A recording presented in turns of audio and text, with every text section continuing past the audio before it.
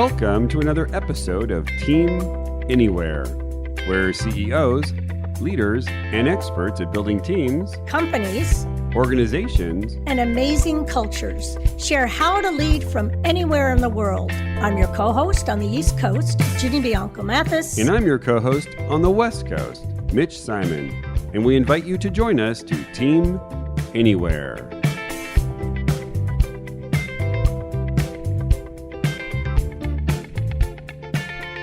Hello and welcome to another episode of Team Anywhere. I'm Mitch Simon, your co-host on the West Coast of the United States. And on the East Coast of the United States, we have Dr.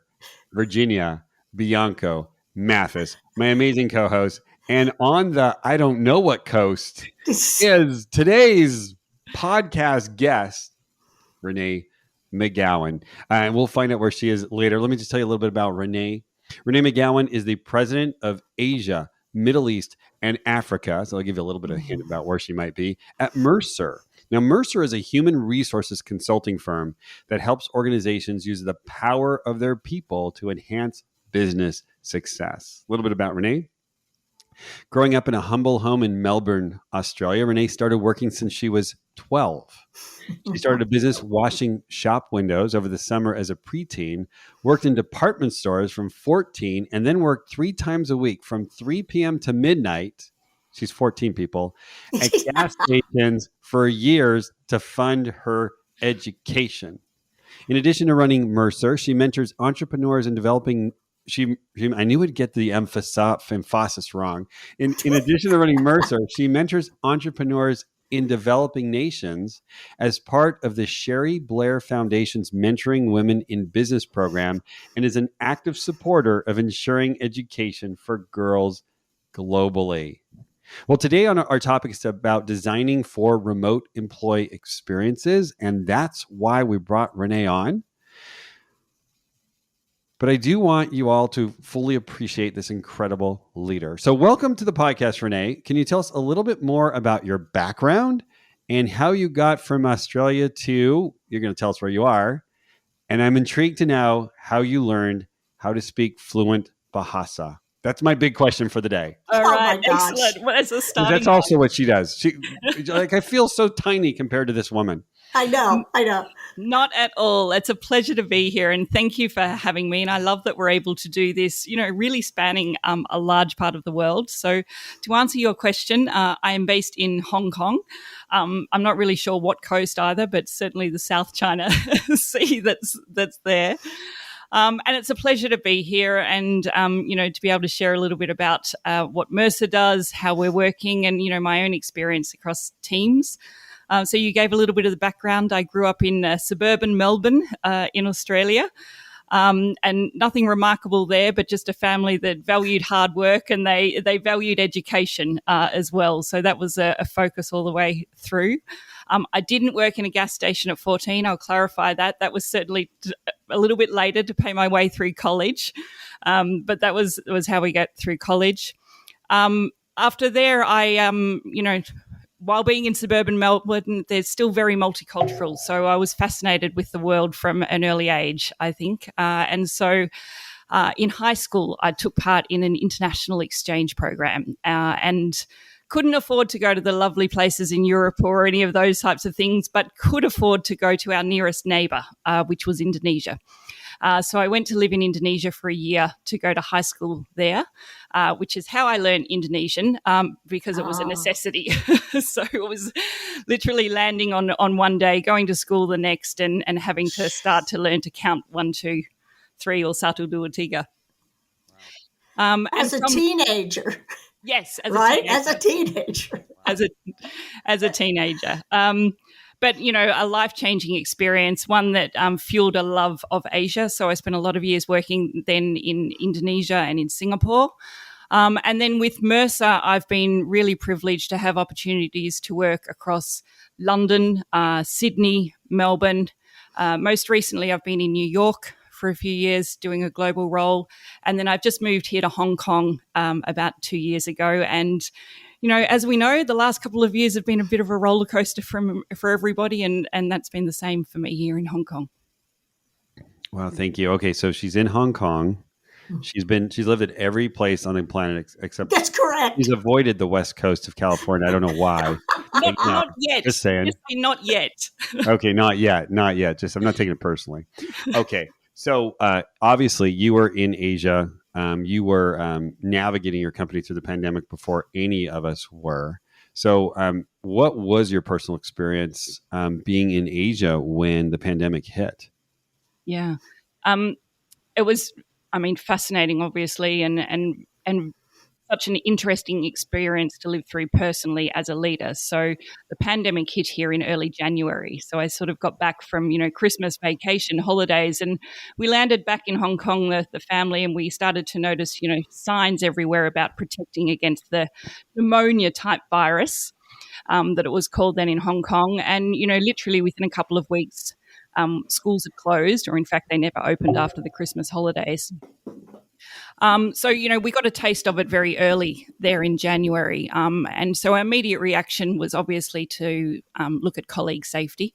We've got a large contingent of our workforce who was based in mainland China, which was heavily affected at the time. We had Hong Kong heavily affected. And then we started to see pockets of Asia also start to get exposed to the virus.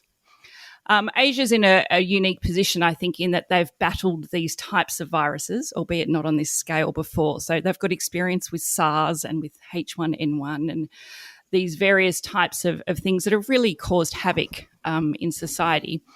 So I think that was an advantage in that people did respond and they did take it very seriously from day one. There was no this, oh, we'll wait and see or anything, We've worn masks since January 2020, without exception. Every time you move outside of your home, you wear a mask. So all of those things came into play very quickly.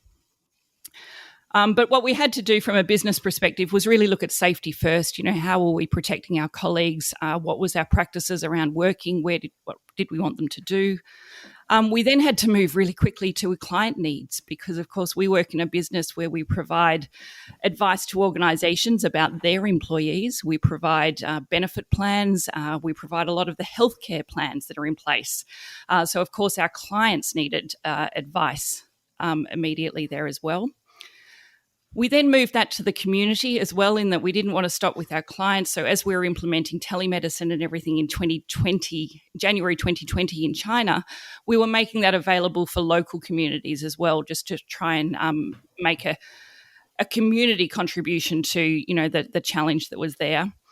And then we had to put in place the business controls. So, really starting to make that assessment of, is this going to be short-lived? We don't know.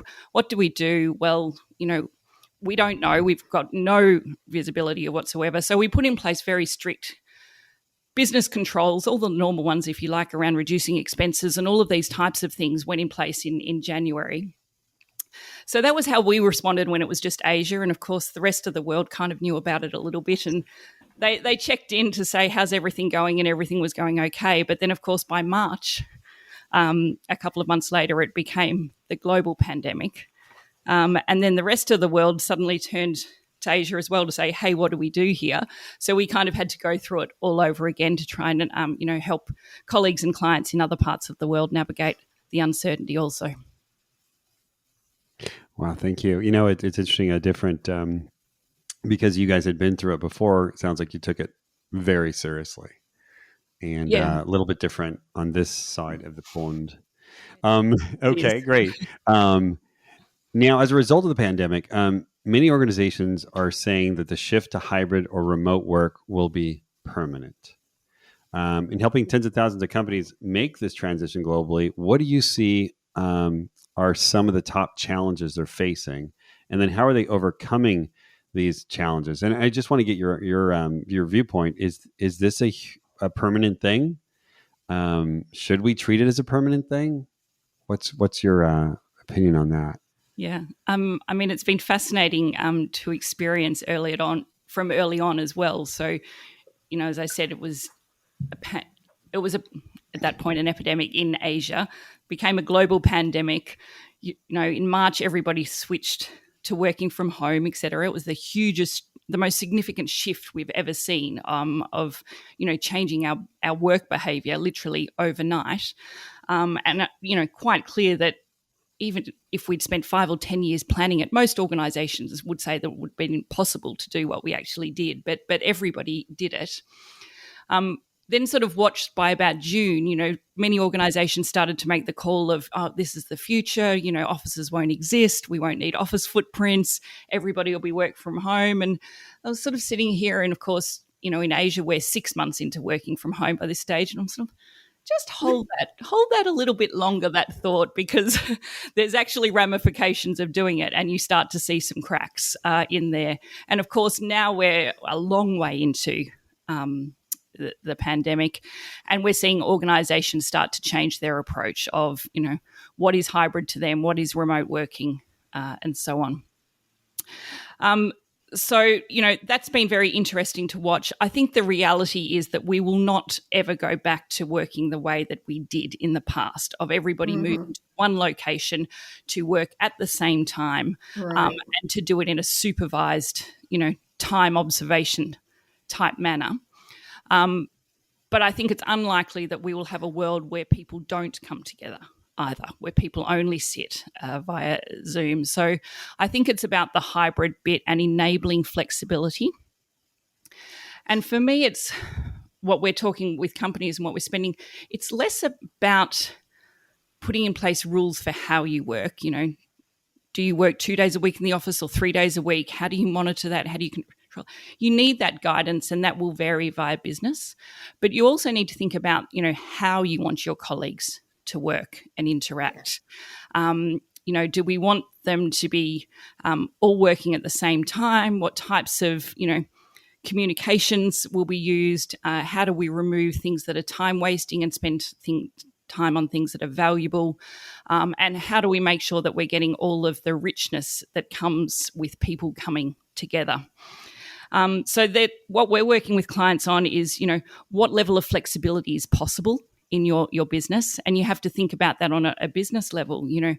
Product engineering roles, for example, could be done remotely, can be done remotely. Many of them have been doing it. But, is it optimal for collaboration, for creativity, for sitting down and reviewing blueprints, prototypes, etc.?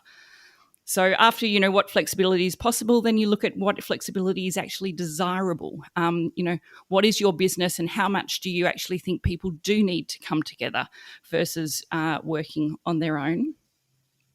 And then the third is what flexibility is sustainable. And that's what you need to think about is, what's the role of the office? What technology have you got that's enabling it? Do you have the right job descriptions, the right performance management descriptions, et cetera, so that people are going to be successful in work and their roles? Do you have any examples, because we're so far away from Asia, do you have some examples of how companies are providing this flexibility and how they're, let's say, answering the myriad of questions that their employees have about what does the future hold? I do think that what we're seeing in Asia is probably similar to many other parts of the world. I guess the caveat that I would say is that a lot of the markets here in Asia, if I say even Japan, China, our large markets there, working from home and flexible working has not been the norm historically. So they've done an even larger cultural shift, if you like, from an organization perspective, because it just wasn't the norm, and then suddenly it became, mandatory. So I think the impact there on organizations in those cultures is going to be even more profound, because, if you take Japan, for example, it's completely hierarchical organizational structure as well, premised very much on FaceTime and, being in the office. All of that needs to change. Wow. So the work that we're doing with companies at the moment sort of spans 3 areas. One is around the organizational design. How does your organization need to be structured for the business that you're in?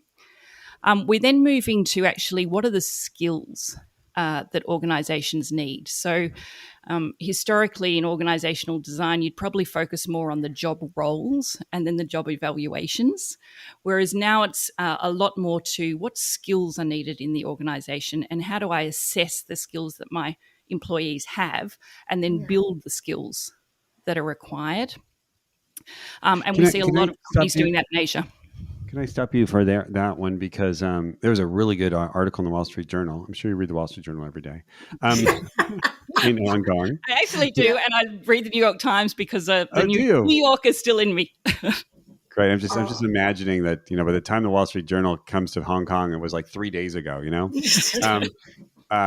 Monday's article was really about skills, right? And it was talking about, it was funny. The article basically said, now that you're going to be virtual, then if you really want to move up in the organization, you need to get there first. You need to make sure you're there when your boss is there, and then the article just kind of fell apart and said, well, maybe not.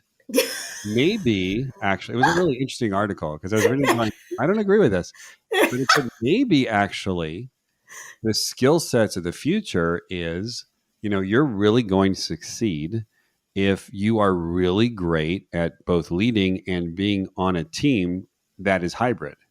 And I just thought, yeah, and can you imagine, as we would never have had that in the manual 2 years ago. I was wondering if you could talk about some specific skills like that one that we might not be thinking about. Yeah, it's a great one. And it's coming up with regards to assessments of performance and things already at the moment, that there's a few pieces of it. To be a good people manager, managing distributed or remote workforces was not really the requirement. It was, happened on occasion, but it wasn't the norm, if you like. Yes. Whereas now it is. But what we're, really focused on now and thinking about is, what will happen as we assess performance and roles there, and what skills are going to make an individual successful or appear to be highly successful or key performance talent. So one example there is if we have large proportions of the workforce that are remote, do digital skills just jump to the top of the list? And we might be assessing people because their digital skills and their ability to navigate in a remote world are very high. And it may be invisible to us that they're not collaborating with people, or their people skills are not that strong as well. But to that point, I didn't read the article. It's going to be a real challenge, I think, for everybody to, up their skills in these key areas of, you are going to need to be digital, but you are also going to have to manage a remote workforce.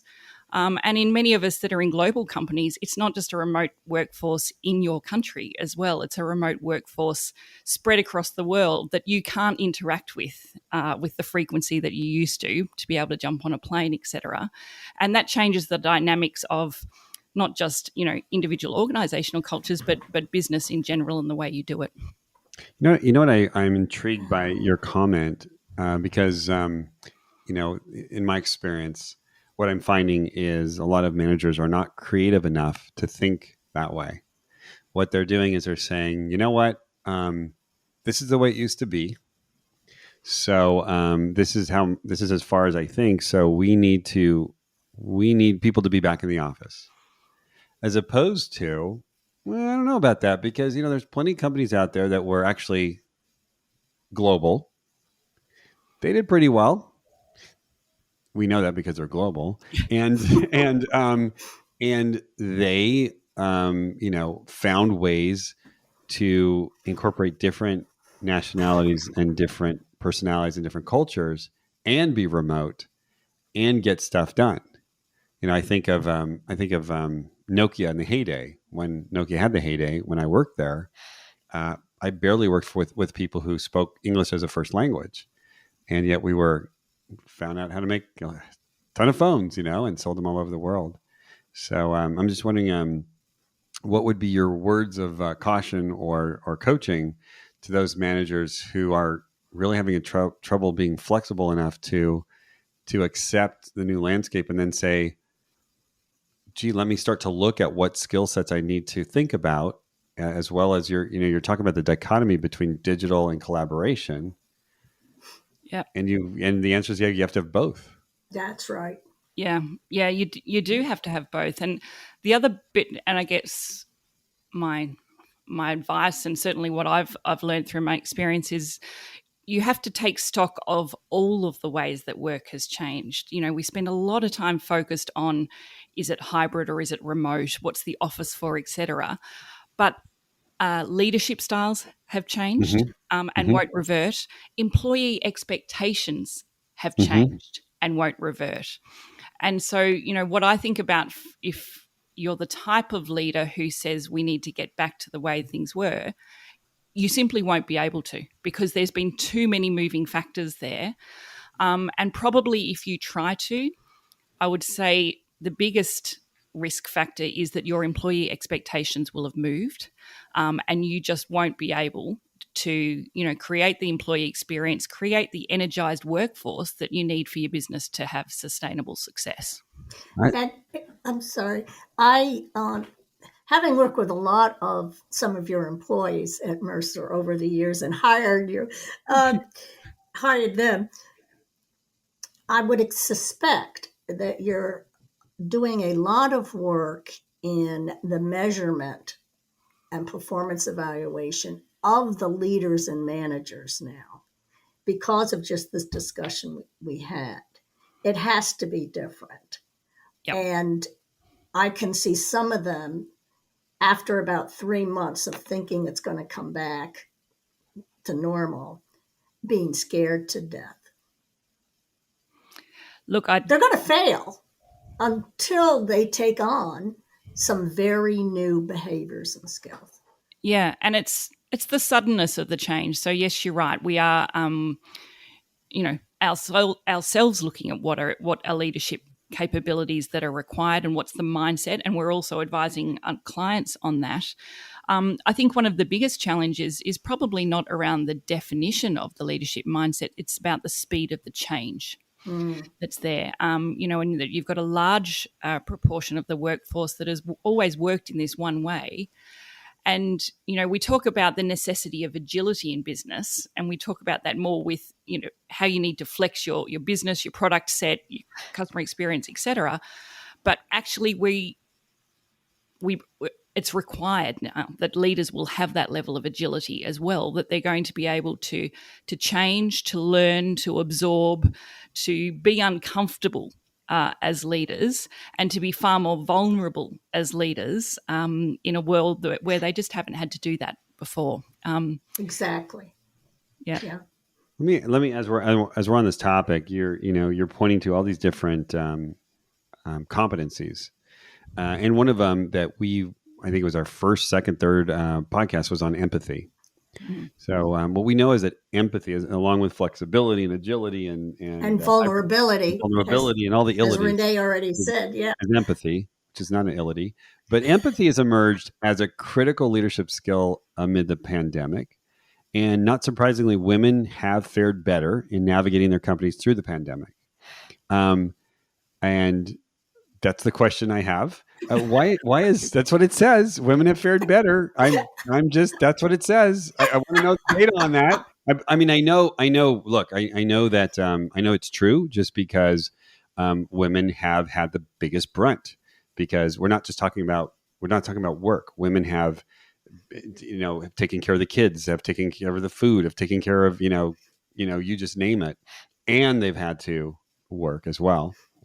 I would love to get your opinion as why have women fared better, and do you see women faring better in this pandemic due to higher levels of empathy? And then ask you finally, why is empathy so important, and how can leaders win with empathy in this shift to flexible working? Yeah. Great questions. Bit of a minefield. Yep, I think to answer it honestly, women faring better, that assessment comes more from a societal perspective. And if you look at, at a macro level, and countries where women have been in charge, their response to the pandemic and the impact of the pandemic at a national level has been determined to fare better. The same sort of assessment is happening in organisations, but of course, we're still in the thick of it, if you like. It's not as if we've got years to look at there. I think the issue, empathy has become such an important topic. My view is personally that the pandemic has really just accelerated trends that were in place. Topics around such as an empathy, a vulnerability, purpose in organisations, they were all there before the pandemic. It's just we've put it all on steroids, if you like, and the expectations around it has all increased. Very simply, and it's a generalization, but, for me, empathy is really about creating an environment where people can thrive, where they feel comfortable, where they feel understood, and where they're listened to. And so if you can create that environment in your workplace, it gives everybody a really great position to be successful from. Arguably, women may have been able to do that easier because, as you said earlier, they're juggling a whole variety of different things. It's not that hard to make a leap to empathy or understanding somebody else's position because odds are you're probably in it yourself. Yeah, you're right. But I do think that there's, empathy's got a lot of attention at the moment, and it's absolutely right.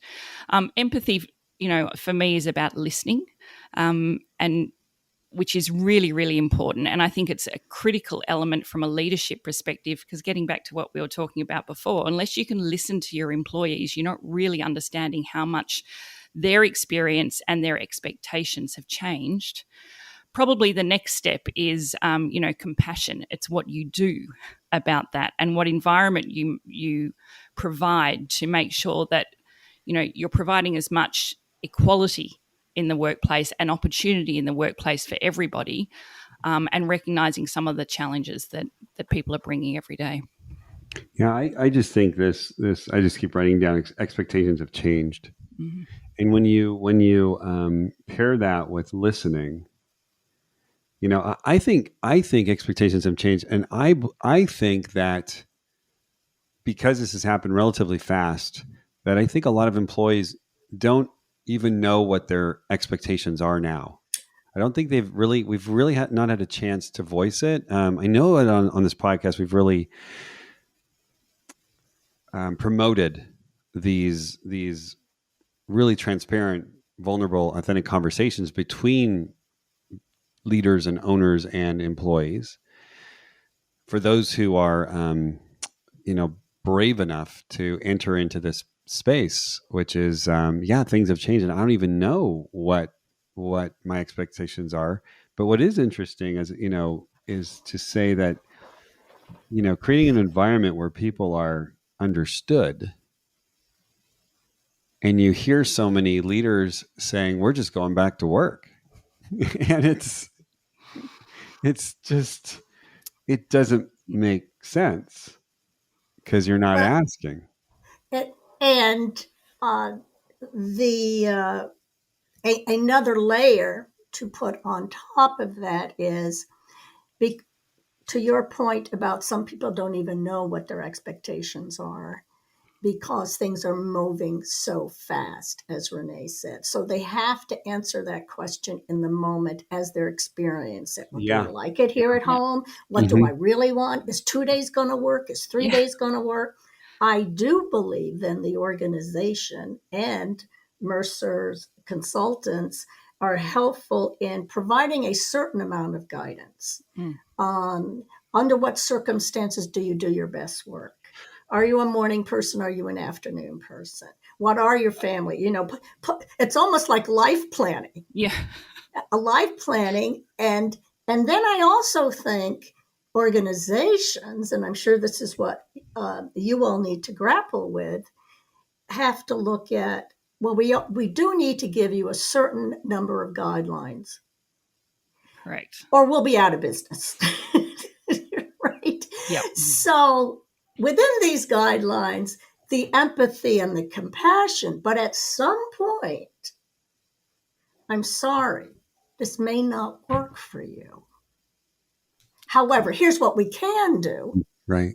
to help you discover what might. So, Yep. wow, it's just it's huge. So, I mean, and we talk about employee expectations as if, it's a homogenous group as well, but then actually everybody's got different employee groups. I've got a few thousand people across the part of the world that I'm responsible for, but we have an average age of 36. And then you go to some markets that I'm responsible with, China, you got an average age of 27. Now, wow. employee expectations are very different, according to those types of things. So, organizations have to look at their own workforce needs and do their own listening. And then they do have to get their own framework and guidelines, just as you said, Ginny, in that, you've got to be clear on what your business is. Not every business can be remote. Not every business can offer all sorts of unlimited flexibility. So you've got to be clear on what your business is, provide those guidelines. And then importantly, you've got to make sure that you've got people that feel empowered and trusted to work within those guidelines, and that you empower and trust them to work in those guidelines as well. Because if you come in, you put those guidelines in place that will have more openness to them than guidelines might have historically. If you don't trust and then you start micromanaging, then you're trying to apply leadership and management styles of the past to a new environment. Totally. And that doesn't work either. Totally. We need a partnership towards constant creating of now what it will be 3 months from now, and then now what it will be.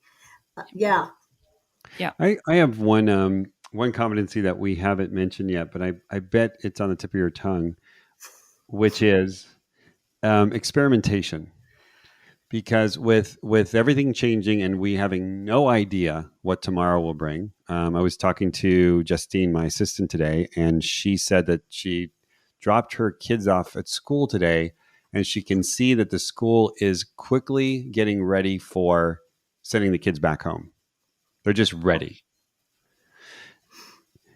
How do you encourage or build the competency of experimentation, again, in a world where we haven't really had to experiment before? Everything was pretty much a straight path. And, again, recognizing all this great entrepreneurship we've got here in all of our countries. How can you encourage leaders and teams to build that competency of experimentation? Yeah. It's a great question. If I had the answer, it would be helping many, many organizations, I'm sure. Mm-hmm. My perspective, though, is actually comes down to trust. That trusting in your workforce, trusting your leaders, your employees, everybody is the critical component there to letting people find the way in a world of ambiguity and uncertainty. And so, that's really challenging. To get back to the earlier conversation there, we're asking leaders to be more vulnerable, to be more empathetic, etc. But people also need people to lead. You have to make decisions and you have to put out there. So I think, the new leadership style is to make the best decisions that you can based on the knowledge that you have, and recognize that you may actually get it wrong, and you'll call that, or others will call that as well. And so I think you've got to apply that kind of approach to your employees and trust them to do things that work. And if you've got some of those guidelines there, if depending on what your business is, for Mercer, our business is our clients. Our clients will come first, and our people are the critical people that deliver to our clients. So we have these guidelines there that, will be driven by clients, will be focused on working with clients in a way that suits them and us. Like, you have those guidelines there, but you have to trust people to flex. And I think we've proven that we can. Like, the way that the world has worked over the last 18 months, I suspect the US may have to, in parts, pull back from schooling. I'm in Hong Kong. My kids have been back in and out of school over the last 2 years 5 times. So, they go back for a couple of months, they get pulled out again. But people adapt and you make it work, but you have to trust, the bright people that you've hired to do some of the things that are right, and to experiment and to sort out what works for them and for your business. Great. Yeah. I'm walking away from this podcast with, there's a slide that I show when I do Fresh Biz, which are all the leadership traits required there was a 2015 and then there was a 2020. And it just seems that what COVID is saying is like, nope, we're serious like now. So because, leaders need to make decisions. Well, without the pandemic, you could kind of get away with, being a little bit slow to decisions. No, today you've got to go. And so I really do think it's separating, the men from the boys and the women from the girls as leaders to respond, to experiment and say, I don't know, but this is the best, but we have to make a decision and move on. This has been so enlightening. I just love this whole conversation Oh, about I know. the new competencies that we might not have, been thinking about, the new expectations that we might not even know, and definitely empathy and vulnerability and building trust between all of us who are kind of in this at the same time. So our final question is, gosh, you're so your story is so exciting. The work you do, the knowledge you have. How can people find you? It's very simple. I'm on LinkedIn. You can look for Renee McGowan on LinkedIn. There isn't many of me, and you'll find me there. Very happy to connect with everybody. And in fact, I love connecting with people all around the world. I think it's one of the great privileges of, being a global citizen is connecting and getting different perspectives. So please reach out. Great. Well, thank you, Renee. And for those of you who are like going on your phone right now, let me find this woman. It's RENEE. McGowan. That's Renee McGowan. That's our podcast.